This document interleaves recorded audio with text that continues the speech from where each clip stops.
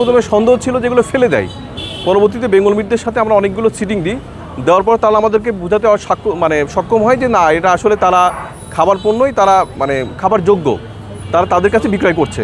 এবং আমরা তখন মেমো চাই যে আপনি অবশ্যই মেমো দিবেন, এবং এইভাবে তারা মেমো দেয় এবং তারা আমাদেরকে আশ্বস্ত করে। এবং আমরা যখন বলি আপনি যখন কাশীনাথপুর থেকে এখানে দিচ্ছেন, এখানে আসতে আসতে 2 ঘন্টার উপরে চলে যায়, একটা মাংস টাটকা থেকে 3 ঘন্টা, সুতরাং বেঙ্গল মিটও পারবে না।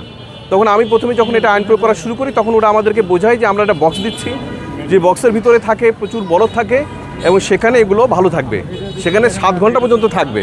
তো তারপরে আমরা তাদেরকে সুযোগ দিয়েছিলাম, কিন্তু এখন অনেক বেশ কিছুদিন এরকম দেখভাল না করার আমার মনে হচ্ছে যে নিয়মিত মনিটরিং সন্ধ্যার দিকে যেহেতু বসে, আমাদের সকাল 8টা থেকে কার্যপরিধি শুরু হয়ে যায়, তো এই জন্য ওনারা আসলে এখনও সেই চর্চাটা এখন আর করছেন না।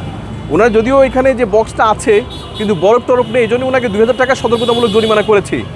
আর এর পরবর্তীতে ফেব্রুয়ারি আসছে, গরম পড়বে, যদি আমরা এগুলো দেখি যে এগুলো তখন নষ্ট করবো, আগে নষ্ট করেছি এগুলো অনেক, তো আজকে পর্যন্ত ওনাকে সুযোগ দিলাম এবং উনি এগুলো বক্সে যেভাবে বরফ সংরক্ষণ করে রাখতে হয় সেভাবে সংরক্ষণ করে উনি বিক্রয় করবে। ধন্যবাদ। আপনি যখন এটা আরেকটা দিচ্ছেন নষ্ট হয়ে যাচ্ছে, আর এই ঢোপটা দেখি উঠান, আর এই ঢোপটা আপনি পরিবর্তন করেননি কেন? এটা জি স্যার, এটা তো আপনার করে দেখাইছি, আমরা পরিবর্তন করে ইয়ে করতে হবে। ঢোপটা নষ্ট হয়ে গেছে, কোনোটাই কাজ হয় না তো।